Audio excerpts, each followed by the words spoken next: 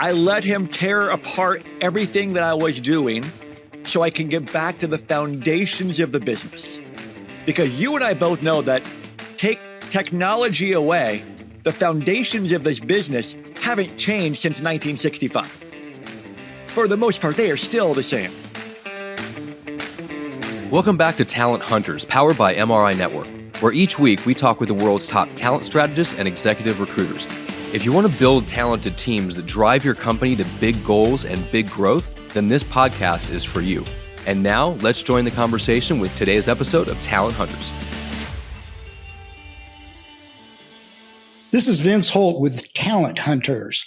Today we have the incredibly focused and successful Chris Heinz, president of Westport One in St. Louis, Missouri. Chris started 27 years ago as an account executive. Today, he is the president of Westport One. Welcome, Chris. Thank you so much for having me, Vince. Looking forward to this. Chris, we go way back. Yep. But what I'd like you to do is tell the audience a little bit about your background and really what got you to where you are today, because you started as an account executive and today you're the owner. That's right. Yeah, it's crazy because it goes back to the 20th century. It's funny to think of it in that perspective, but we're in a whole different century of when I began. My background coming out of college was of advertising and sales, and I was working for Pitney Bowes. And one of my really good friends got recruited to a pharmaceutical company, and it sounded so glamorous. So I asked my buddy, hey, can you connect me with a recruiter? So he connected me with a recruiter by the name of Marianne Jambliakowski. Obviously, you know Marianne from Boston. And I had to drive from Peoria, Illinois to Chicago to do a video interview in a strange system called ConferView. And I had to put together this brag book to say, why am I so good and why should I be great for the job? So I went through all the hoops and everything and then did a secret ride along with my friend to see what the job was really like, only to turn down the offer. Flash forward to leaving Peoria, Illinois, going to Dallas for a year and a half, deciding that my girlfriend at the time, that we wanted to become married, that we wanted to live somewhere that wasn't Dallas, that was not Peoria, and was not going to be Chicago. That was way too cold for me. We settled on St. Louis. And when I came here, after working via sweat equity program with a direct mail franchise, that I was very successful in Dallas. They gave me the opportunity to create a business here in town. After about 6 months, I had a life revelation that I was going to be fighting with mom and pop pizza shop for a $200 ad for the rest of my life. And I wasn't satisfied with that. So I had to think about, what did I want to do? What could I be good at? How could I be of value? And I saw an ad in the St. Louis paper that was titled, If I Had a Brother or Sister. Now, I learned many years later that this was the very ad that the founder of MRI, Alan Schoenberg, used to get franchisees way back in the 60s and 70s and many years beyond. So I took an opportunity with, at the time, management recruiters of St. Louis, Westport, Office Mates 5, and Daystar. There's a mouthful for you, right? With the incredible Phil Birch. Phil had started this franchise and become very successful in it, and hired anyone who had sales aptitude, who was willing to put in a lot of sweat, a lot of time, and be willing to learn the way of the system and be willing to do it his way. There were not two ways. There was one way, and it was his way. And I was willing to do all of that. Flashing back to that story about Marianne, about 2 years later, I go to a conference. And it's one of the very first conferences where they combined the AEs and the CSAMs and the managers in the mecca of the country, Cleveland, Ohio. And I was walking down the hallway. I heard somebody say Marianne's name. And all starstruck, I went up to her. I told her the story. And then after I told her the story, I kind of buried the punchline that I turned down the job. I don't know if you remember that. She goes, I don't remember that. And now I'm mad at you. But after me buying her a drink at the bar later that night, all was forgiven. And she became a wonderful person that has, done incredible things before she retired. But it all started with a friend getting a job in pharmaceutical sales that exposed me to the recruiting business. And that exposure, when I was deciding what did I want to do, where I wanted to have an impact via sales, recruiting became that avenue. So let's continue on with the AE vision. Yeah. You're in it. Yep. Obviously, it felt right. It just inspired you to come to work every day. Mm-hmm. What about that office was the inspiration? It was a performance culture. There was the buzz in the room. There was the expectations from everybody. And the simple expectation was do whatever you had to do to make however many calls you needed to make to find a company who's willing to interview your candidate. And then do it again, and then do it again, and then do it again. And I was very, very fortunate, and I will say unequivocally, absolutely lucky, because it was not skill, that I made a placement 7 days on the job. I didn't mention the word fee. I did not clear the salary, but I got a hiring manager who said, okay, I'll interview him. And I had to go into Phil's office for him to help me go put my head between my legs and call the HR manager after dealing with the engineering manager to go, yeah, there's a fee involved with this. So there was no skill in that, but the effort was there. And then for the next 6 months, I made a placement every 3 weeks. And it was purely from getting that first taste of success, realizing, oh yeah, I can do this. That I can sell over the phone, because my theory was I have to be in front of somebody. I have to be able to see them face to face in order for me to be successful and to walk them down the path that was the next logical step, being the sale being closed.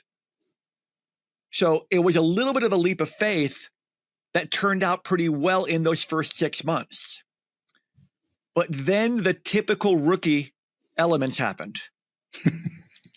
I started getting smarter than everybody else in the room. I started thinking, dang, they're doing it that way. Why can't I do it this way? And I started taking shortcuts and trying new things. And shocker of all shockers, went in a little bit of a slump. And about 45 days into that slump, I got some send-outs along the way. So I wasn't a complete deadbeat during that time. But nothing was going together. Shocker, again, because of the shortcuts I was taking. So that's where I had to make the decision. Did I have the decision that, you know what, I just can't do this anymore? That was just dumb luck. Or do I go into Phil's office and say, yeah, my shortcuts didn't work. How can I get right back on the right path?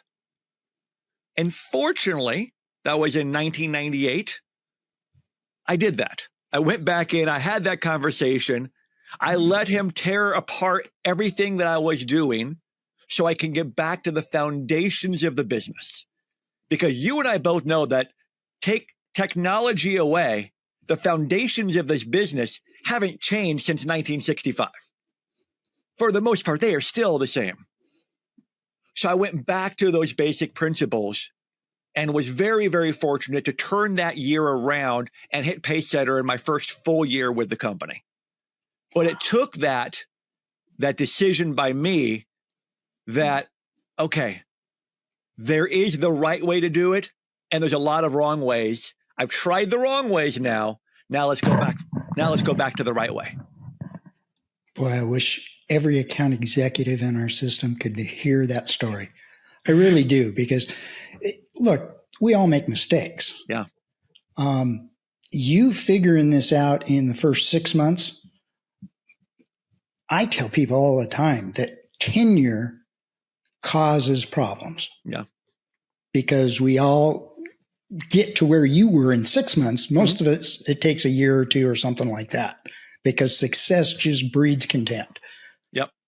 Well, But we to used to have an old saying that you either have 5 years of experience or you have 5 1 years of experience. Well said. Well said. You owning that and your transparency with the reflection in the mirror is what's led you to be so doggone successful. I mean, you've demonstrated that in so many ways of your life, Chris. I've known you forever. And you've just demonstrated that in so many ways of your life that it's just an honor to call you a friend. It really is. You likewise, buddy. Thank you. Now we fast forward, and I know at one point you decided you wanted to venture out on your own. In fact, there was a couple of you at that time that decided you want to venture out on your own.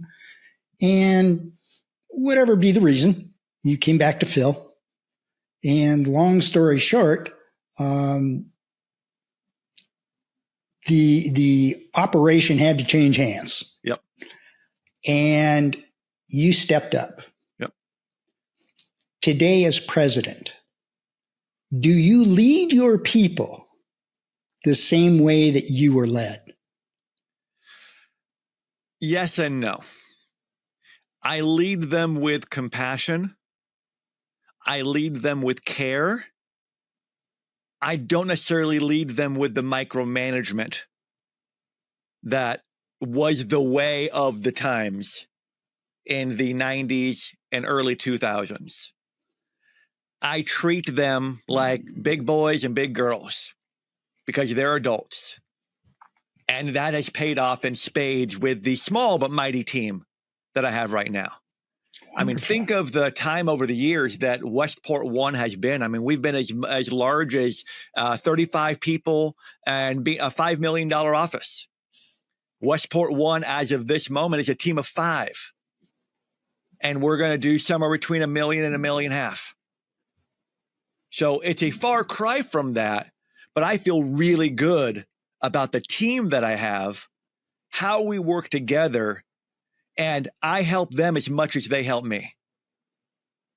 What keeps you involved with them with a smaller team? Alan Schoenberg used to say, and I remember him telling me this personally, the most successful, most profitable offices are 4 to 6 size. Mm-hmm. And you're right in the middle of that. Yep. And it allows you to engage with your people personally a lot more. Some people might call it micromanage, but it's all in a style. You've created a culture of success. Mm-hmm. Keep that going. Keep that going. Yeah. So as an owner, making the switch, because there's a lot of people going to see this, right? That are account executives that are in the process of next gen and so forth. What did you struggle with taking over the corporation? Yes. When I first took over, I had all wonderful plans of how I was going to change everything. But nothing really needed to change other than who was signing the check at the end of the day. The biggest challenge was the economics. Is you have to be prepared financially to run the business without running scared. And I learned the hard way the first time around that a shoestring is not a good string to be playing with. And I also learned that I need to be involved in the practice of the business, meaning being on a desk, because I truly believe at this size of an operation, it's important for me to be in a production role, because the reality is what I produce goes to the bottom line. And I can do that. And I could also share stories and real world examples, real time situations with the team that aren't theory, that aren't from 20 years ago, that are from 20 minutes ago. And with this size of team, I think that's really, really critical. Now, are your people working in office or are they remote? Well, pre-COVID, we were 100% in the office, 8:30 to 5:30. And if you made a call on your cell phone after hours, that didn't count because it wasn't at your desk. COVID happened. Obviously, we all know what happened, that everyone had to go remote. And we had a very short burst of quick success in the remote capacity. That my theory that I had a long conversation many times over with Phil turned into reality.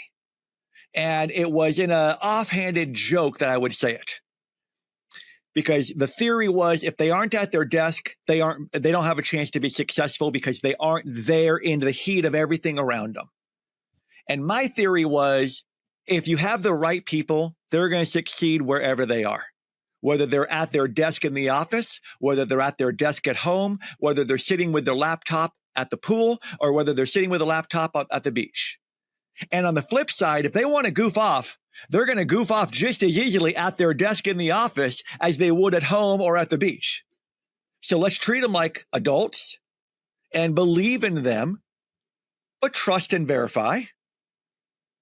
So when COVID happened and we flipped to a remote environment and we had some initial success, we realized this can work. So our lease came up. We decided not to renew it. And now I'm very, very happy that our entire team is remote. And I have more satisfied team members. I have one member of the team that's in Kansas City. We're in St. Louis. That'd be a pretty long commute every day. That she wouldn't be able to be on the team if it was just the physicality of an office here in the St. Louis area. But I've really, really worked hard to create the same culture, or at least a similar enough culture that we had in the office in a virtual environment.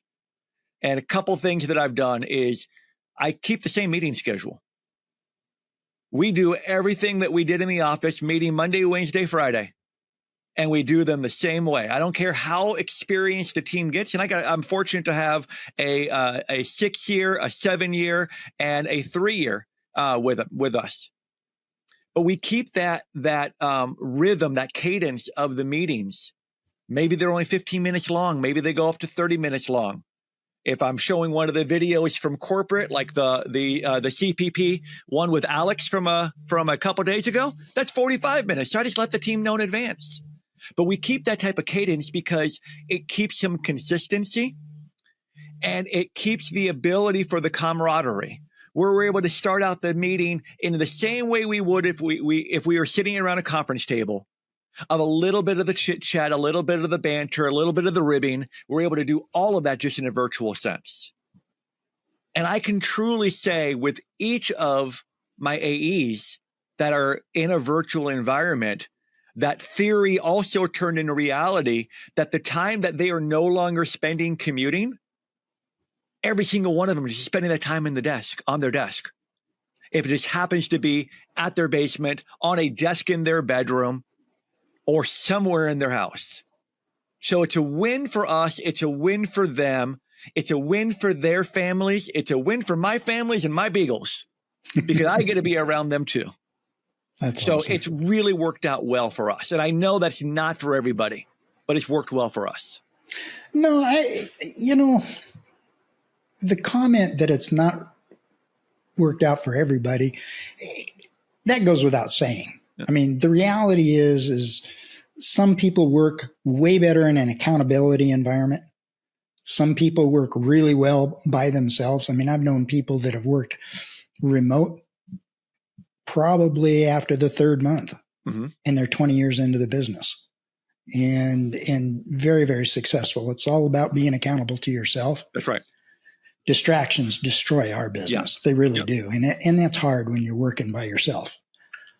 So let's talk a little bit about technology, because since you started with this business, technology has advanced as a slug to a rocket ship.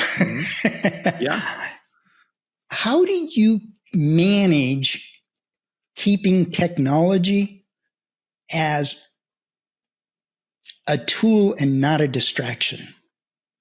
That's a double-edged sword of its own. And I mean, and you know me, Vince. I mean, how many meetings have I given where I've been up on the stage talking about technology, whether it's social media, this or that, and the powers and the capabilities of it?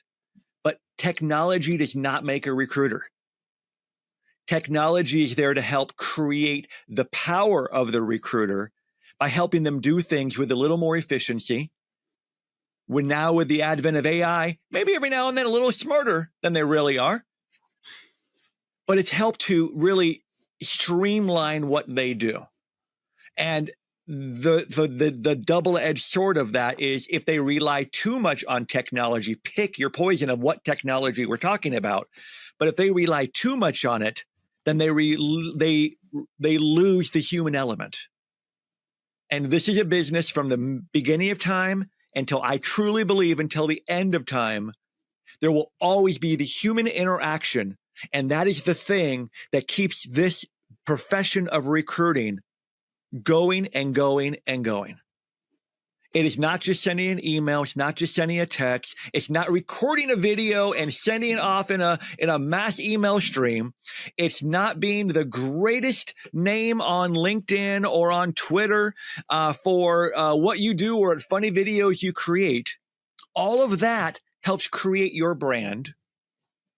But it's what you do with that in your interaction, in your discourse with clients and with candidates that's going to keep this business around forever.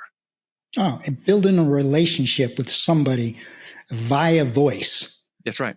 It's the fees that we charge, that we get paid, and the ability to earn those fees can't be done over technology. No. It has to be done face-to-face or on telephone. But that's, I truly believe in it. Yeah, we're going to have one or two like that. I mean, I've always loved the little stories, and we've had several of them over the years, where 100% of the communication was between email and text. And usually that was impact player driven or MPC driven, whatever name you want to give it. Where you had a candidate, you literally got their voicemail, you left them a message, they returned the voicemail, and they got your voicemail. They said, I'd love to talk to them. You send over the resume. They shoot you a text with a time. You respond with a text. You try to call them. They don't return the call, but they return the text. They say they want to give an offer. They won't tell you what the number is over the phone, but they'll give it to you via text. You call the candidate. The candidate goes, I already got a call from the company. Not the process we set up, of course, but I already got a call from the company. They're giving me an offer and I've accepted. You're like, great, let's talk about it. Oh, I'm starting a week from Tuesday. Never experienced that. Congratulations. We've had a couple of those. That's awesome. So what is your dig? Does your whole office, is it in the same dig or do you have multiple digs?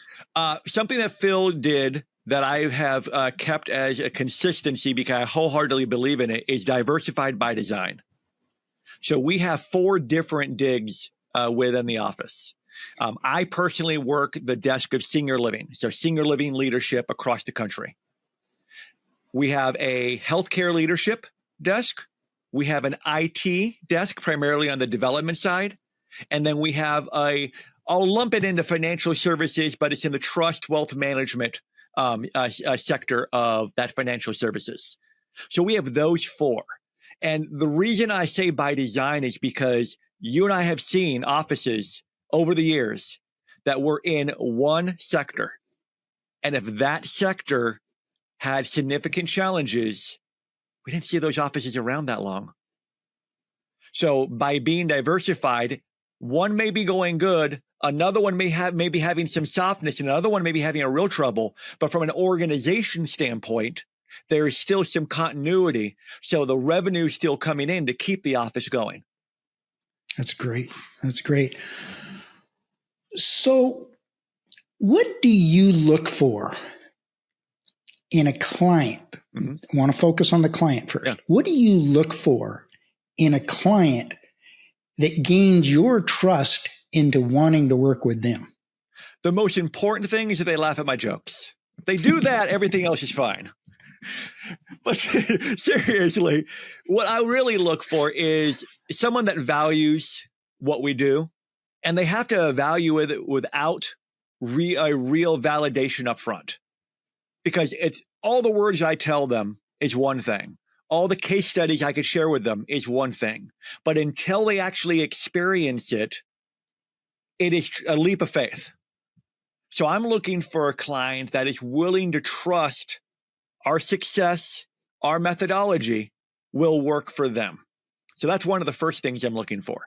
The other one that I'm looking for, and sometimes it becomes a said up front as an absolute, and it doesn't necessarily follow through, is someone that will follow a reasonable process. I've kind of screamed from the rooftops 1 or 1,000 times in the senior living space about having a process makes the difference in getting the candidate that is actually going to be successful versus just getting a live body. And there have been some that have taken that to heart and have changed their processes because of the recommendations from the experiences we've had with good and bad processes. So if I have someone who will take that leap of faith, and I have someone that will follow a process, we're pretty successful with them. And then it's on us.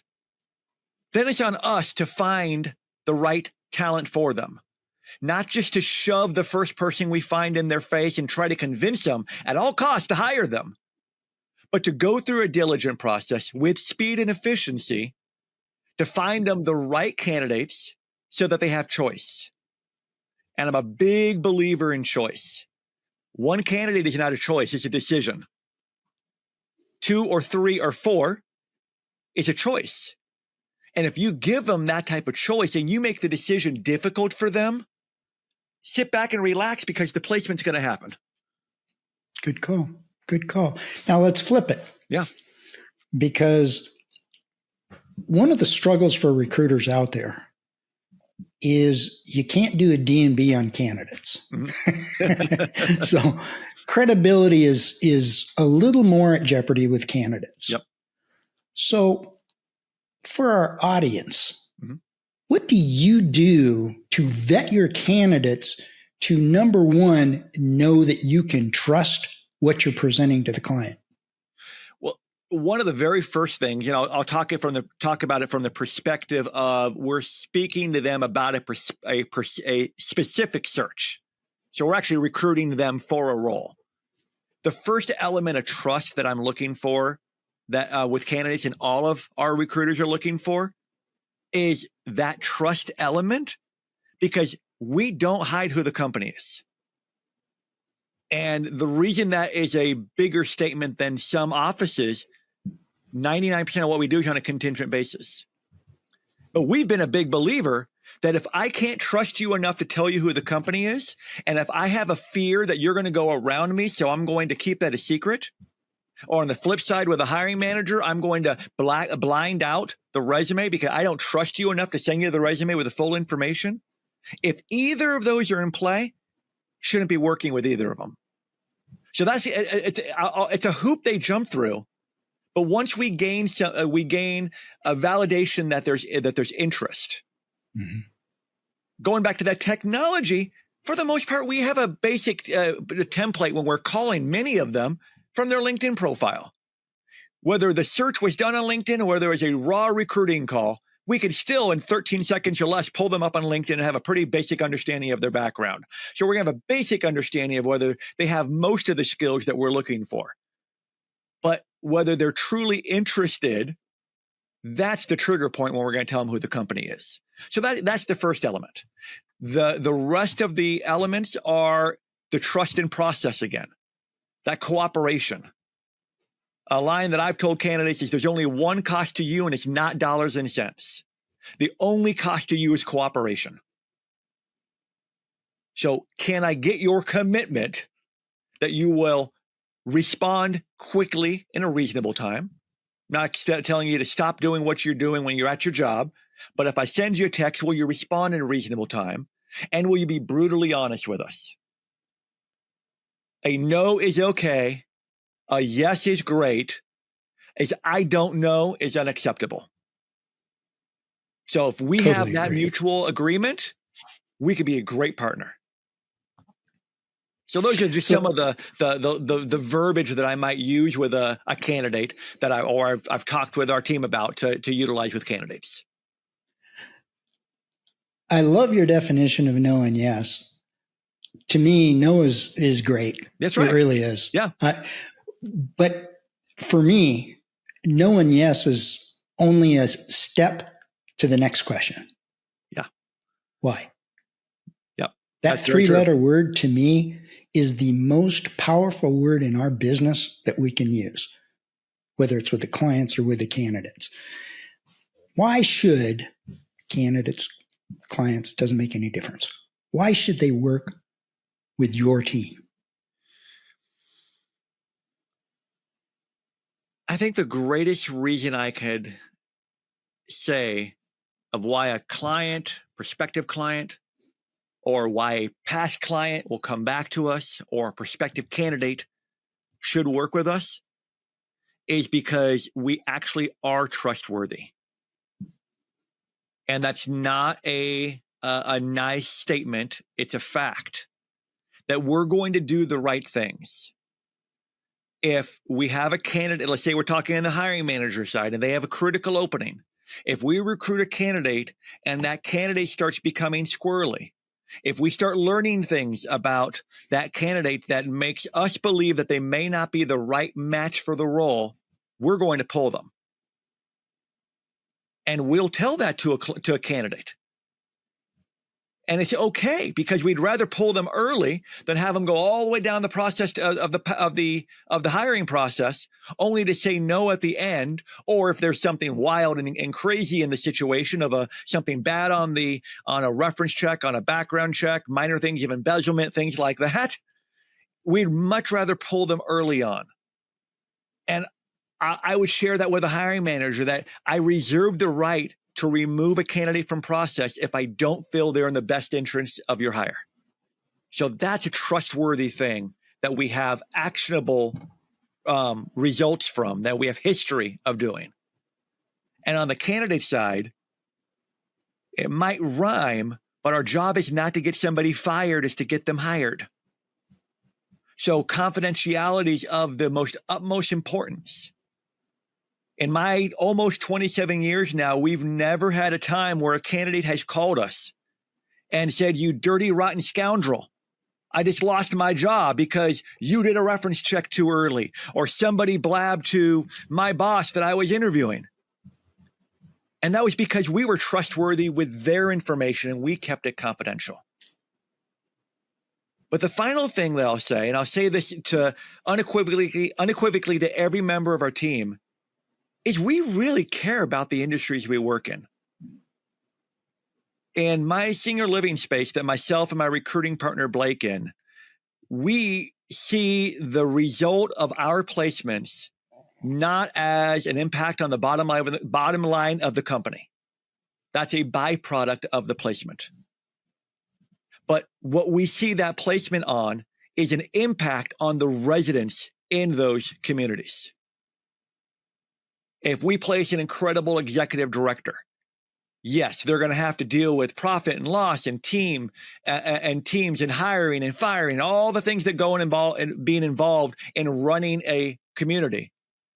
But what we really want to know is, are they going to be out front and in the hallways and at the dining room tables with those residents and making a meaningful impact on those residents?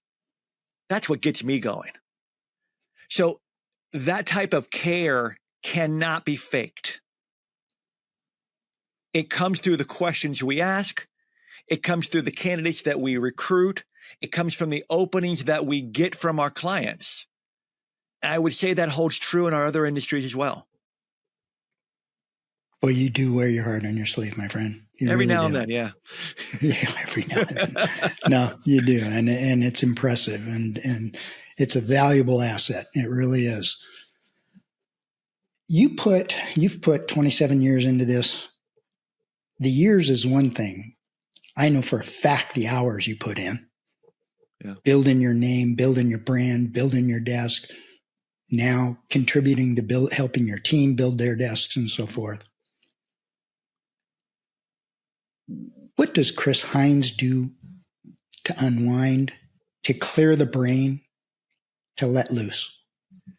Couple different things. One thing that you know all too well, that I like to move my feet a little bit. I run every day. In a month from now, I'll run every single day for 4 years. but it's about movement. It does, like you say, it clears my mind, but it also feeds my mind. We're doing a podcast right here. I am probably one of the biggest digesters of podcasts that I've ever known because I listen to them at 1.5 speed. So if I'm out for a 45-minute or an hour or a 2 or a 3 or a 4-hour run, I consume a lot of content. So while I might be clearing my mind of the challenges and allowing me to think through things, I'm also feeding my mind with whether it be positivity, inspiration, industry insight, but so much I could learn and glean from the episodes that I'm listening to, never watching because I'd be dangerous to run and try to watch a video at the same time. So that's one thing that I do to clear my mind. The other is my family. We love to travel. So it kind of falls in that category of the work hard, play hard.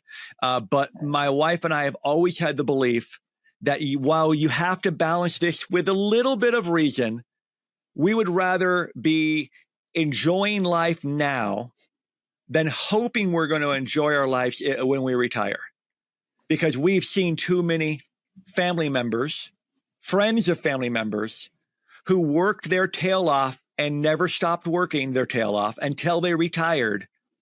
And then whether it was medically, whether it was physically, they weren't able to do the things that they would hope that they can do. So we love to travel together. We're big Disney fans, so usually Disney's always in the mix at least once or twice or 4 times a year. We love to go on adventures. We love to use my running as an excuse to go on an adventure. But those are things that really get us going. Boy, what a great story. Don't ever change, Chris. Try not to. Please don't ever change. Your character exemplifies your success. Just don't ever change. Chris, I want to thank you very, very much for taking the time out of your busy day to spend it here. I'm hoping that the people that see this get an inside look to Chris Heinz, what drives you, who you are. I hope they reach out to you. I really do. I appreciate that, Vince. Thank you. Thank you again. I really appreciate your time.